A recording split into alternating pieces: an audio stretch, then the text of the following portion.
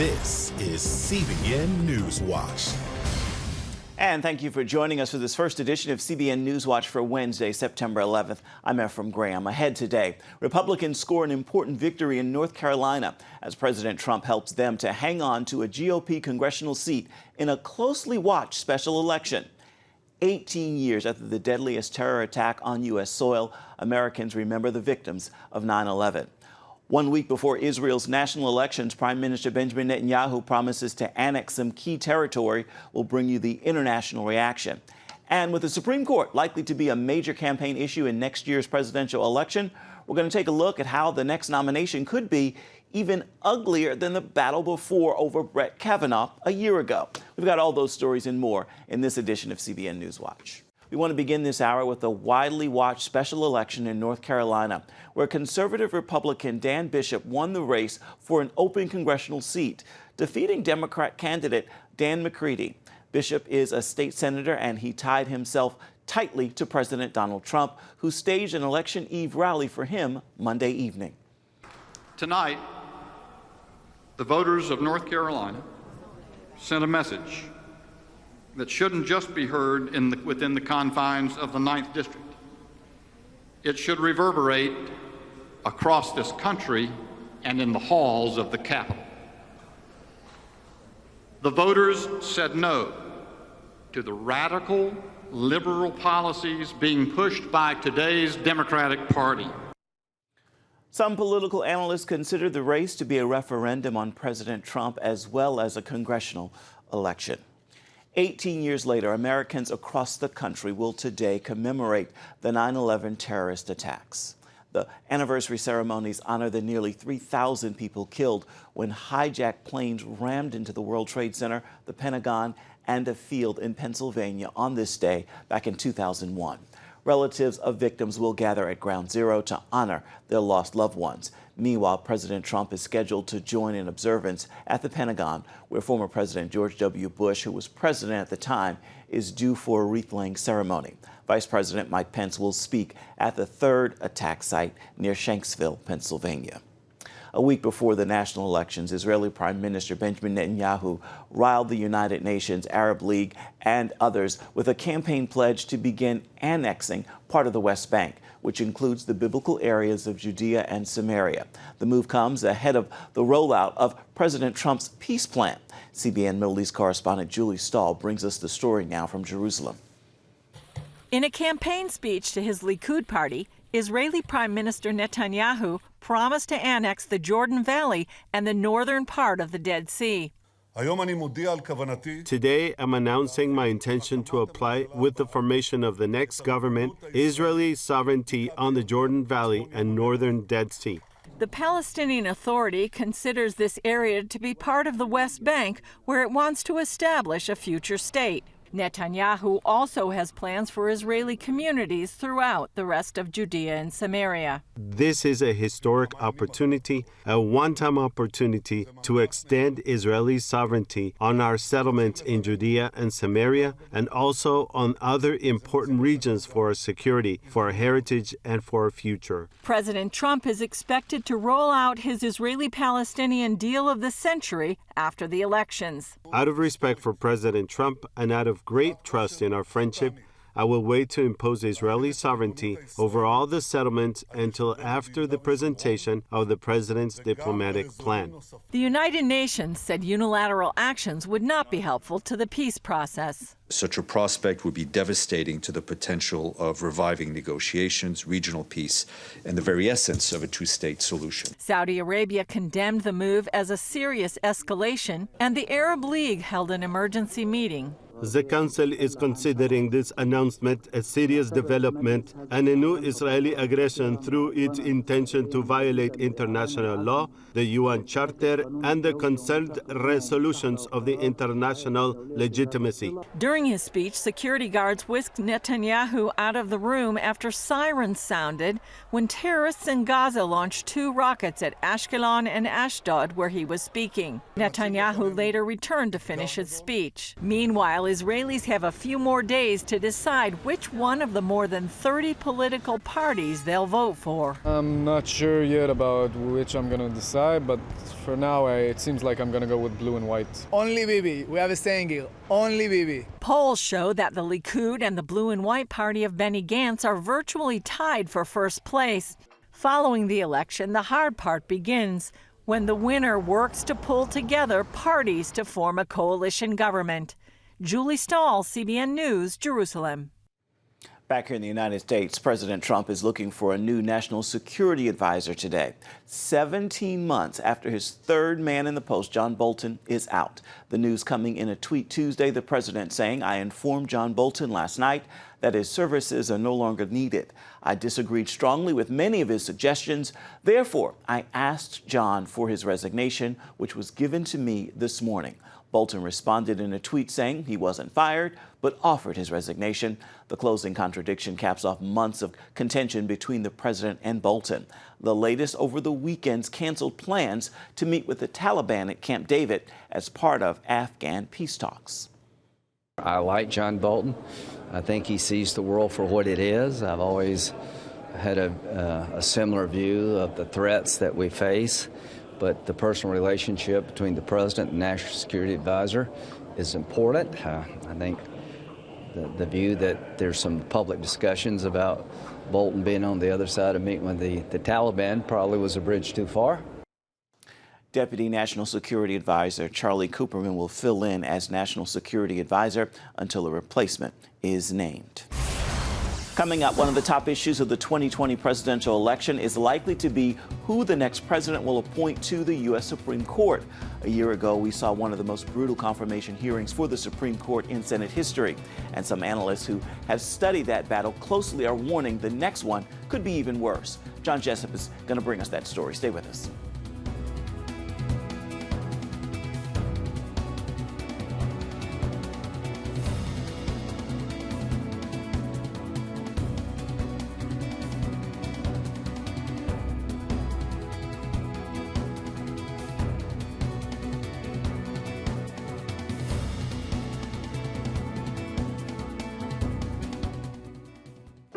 Life.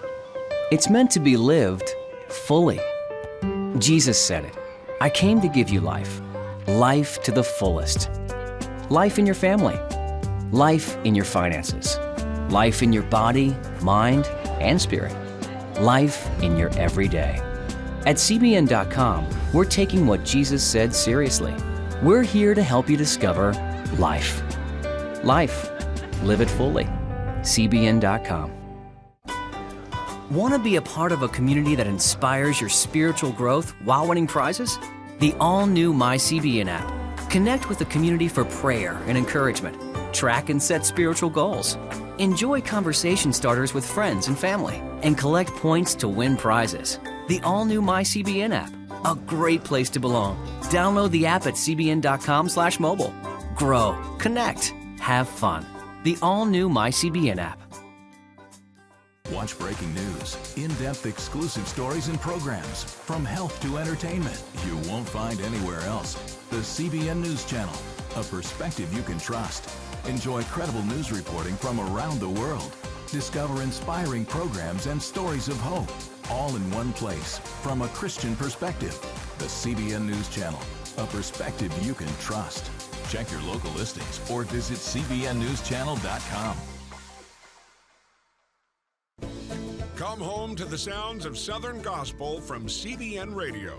You'll enjoy a rich Southern blend of bluegrass, classic gospel, and Southern gospel favorites like the Gaithers, the Crab Family, and bluegrass sounds like Mountain Faith. So make yourself at home with the all-new CBN Southern Gospel, now available at cbnradio.com.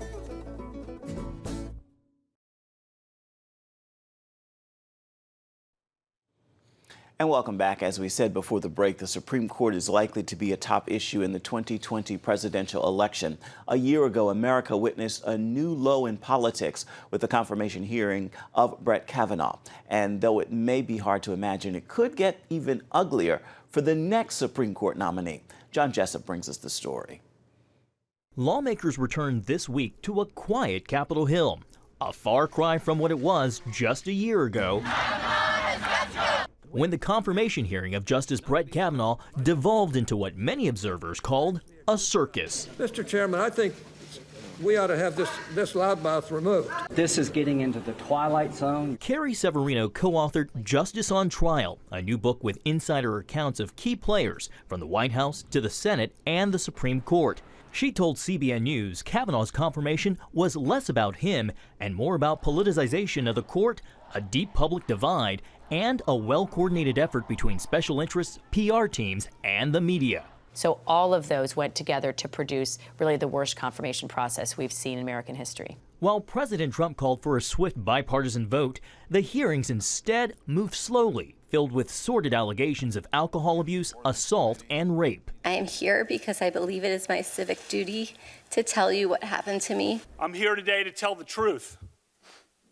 I've never sexually assaulted anyone, not in high school, not in college, not ever. Severino says it was just as volatile behind the scenes, including one account just before the committee vote when tempers flared. That room was full of dozens of people, senators, their staffers, and a fist fight nearly broke out. And one of the points of concern there was the frustration that they felt like senators weren't playing it straight and that there was interference by the staff that was inappropriate. As Kavanaugh returns to his second term in October, fallout from his contentious hearing still remains. Republicans who supported him are locked in tough re-election bids, and some White House hopefuls say they're open to packing the court.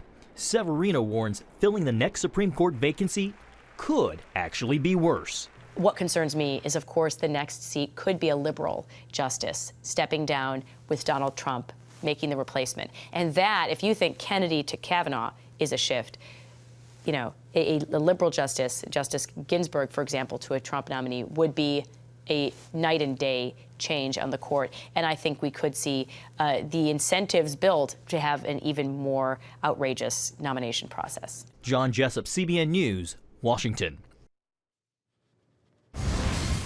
And still ahead, another political issue in next year's presidential election could be the oil technology known as fracking. And many Democratic presidential candidates are promising to ban it. But it's led to the U.S. becoming a world energy superpower in just the last few years. We're going to show you how when we come back.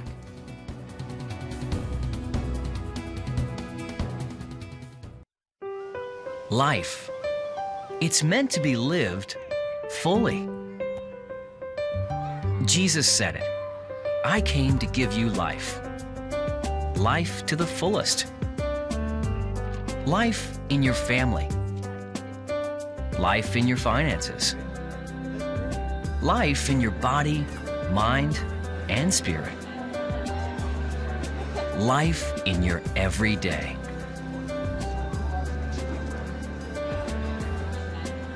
At CBN.com, we're taking what Jesus said seriously. We're here to help you discover life. Life. Live it fully. CBN.com.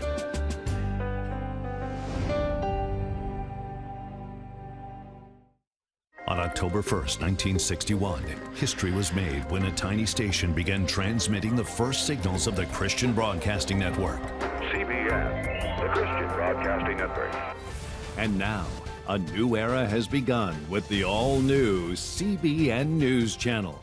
Just moments ago, the Iron Dome intercepted an incoming rocket right on the Gaza border. Administering in this area, spiritual warfare is definitely involved. A 24/7 news network, bringing you the news you want from a source you can trust. In Kenya, 40% of the medical services are actually provided by these Christian hospitals. Let's talk about the economy. Believers here are joining together to win people to Jesus Christ. All your favorite shows now in one place.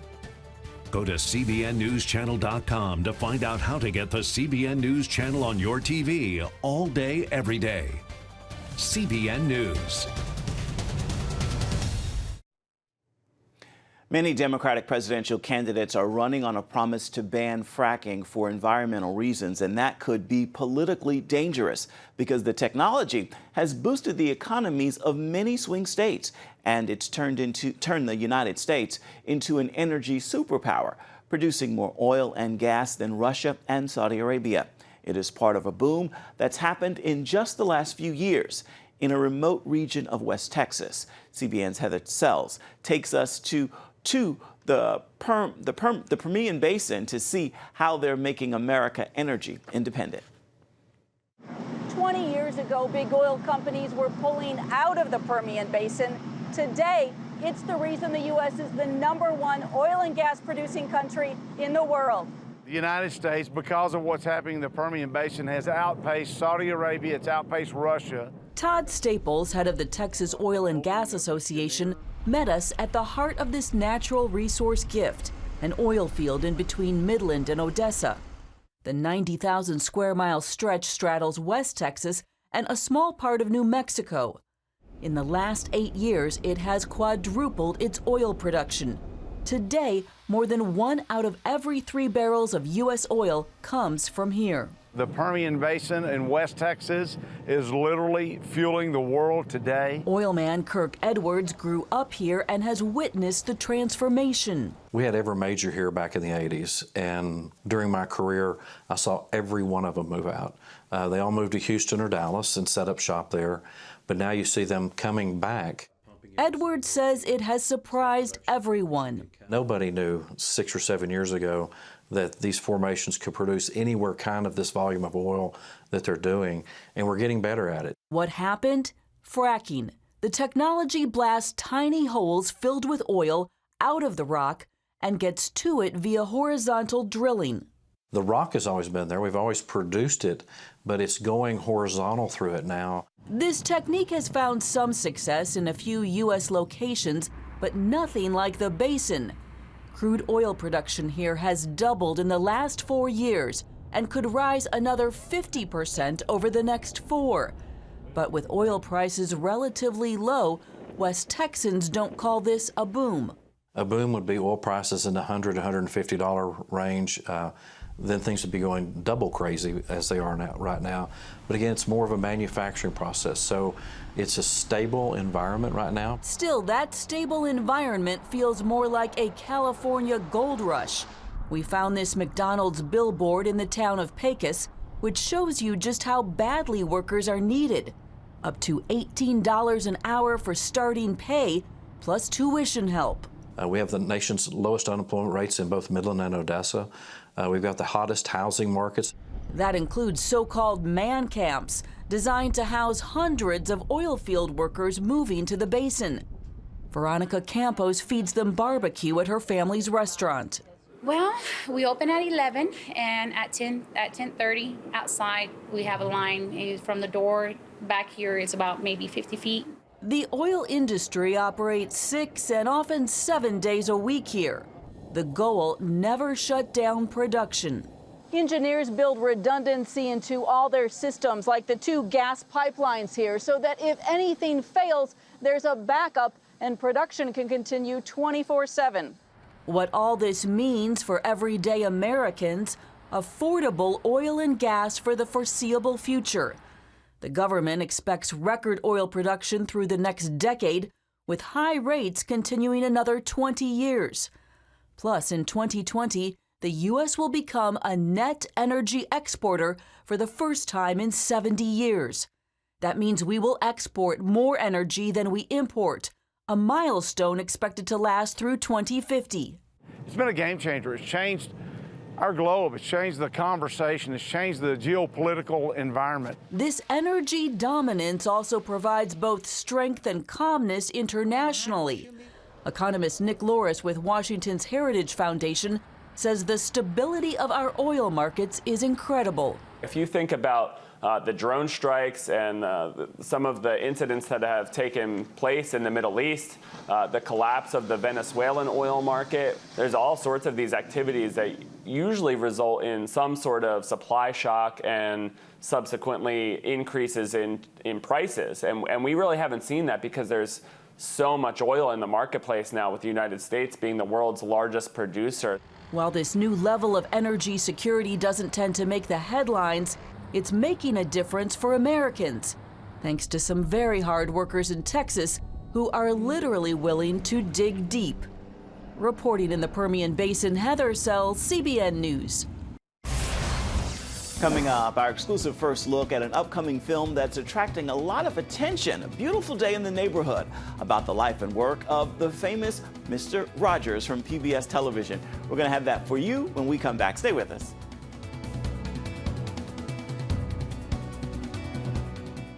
Remember for a moment what it was like to be a child. You believed every story you were told. You saw a world full of endless possibilities. What stories will the world's orphaned and at-risk children believe? We believe the Bible tells the only story truly worth believing. We believe that every child should have the opportunity to dream, the chance to take challenges and turn them into possibilities, the chance to stand on the promises of God, to recognize their place in the greatest story ever told. They have their whole lives ahead of them. Theirs is a world of endless possibilities. They are looking for a story to believe. We will tell them that story. Will you join us?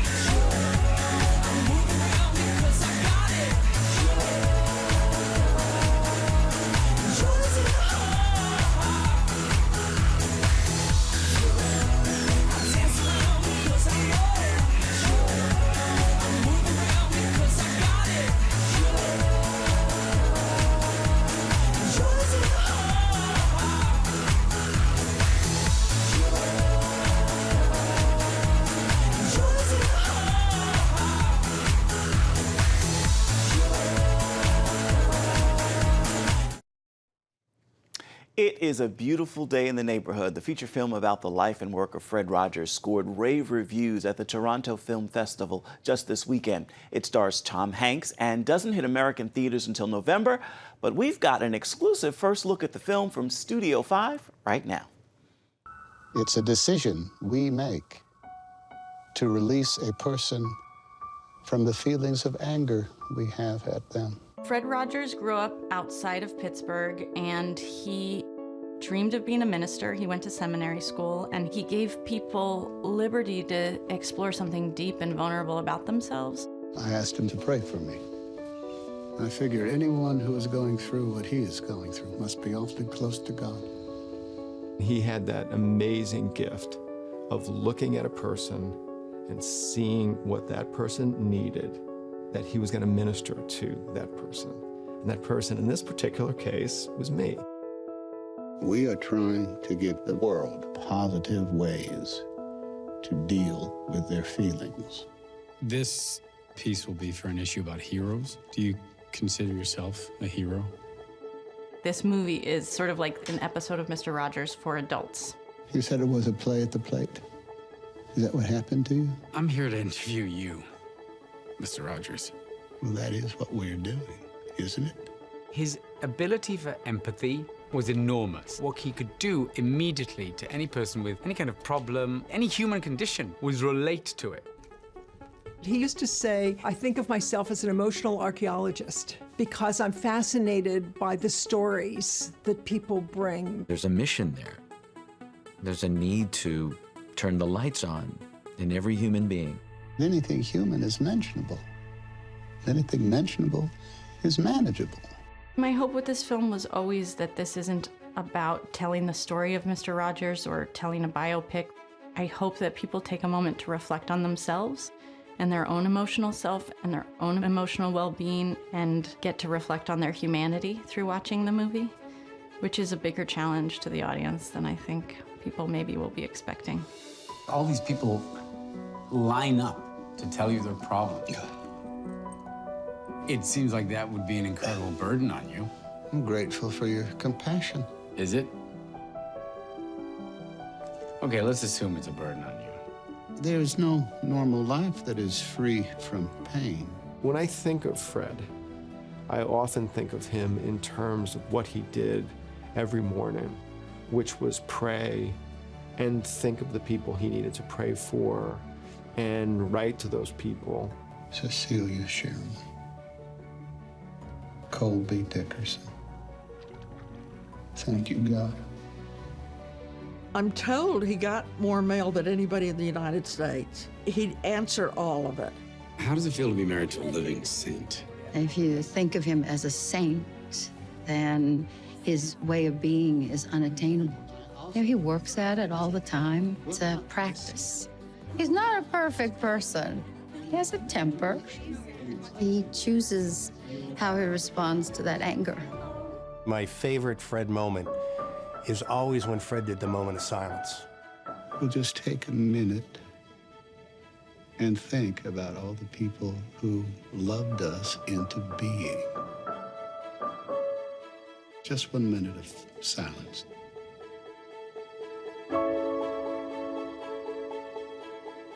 It was one of the most important scenes in the whole movie because it sort of embodies what Fred can do, which is make you think about your own life. If you hit Fred on the right day or Fred hit you on the right day, he could change your life. Thank you for that perspective. I think there's a resurgence of Fred because the world sort of needs it. It's a very needful film right now. I hope people feel that they, too, can be Fred Rogers, that we all have a Fred Rogers in us. His spoken message is simple, but the message of his life is not simple because the message of his life is goodness in action, goodness enacted. I think the best thing we can do is to let people know that each one of them is precious. That is a Studio 5 exclusive. And for more behind-the-scenes looks at uplifting entertainment, be sure to tune into Studio 5 on the CBN News Channel this evening at 9:30 Eastern. We're sitting down with Miss America today, paying a visit to Up TV and taking a look at the film Ford versus Ferrari. Time now for your Wednesday word, and today's word is faith. The direct opposite is fear. So consider this. It is a great day to open the door on faith and shut the door on fear. Remember, it takes faith to please God. And while he has given to every man a measure of faith, he has never given any the spirit of fear. With that word, live boldly today in faith, knowing who you are and whose you are. That is going to do it for this first edition of CBN NewsWatch. Remember, you can find more of our exclusive news programs on the CBN News Channel anytime or online at cbnnews.com. Also, we'd love to know what you think about the stories you've seen here today. Email us. The address is newswatch@cbn.com. And reach out and touch us on Facebook, Twitter, and Instagram as well. Hope you'll join us again right here next time. Make it a wonderful Wednesday and a wonderful rest of the week, everybody. We'll see you right back here, same time tomorrow. Goodbye, everybody, and God bless.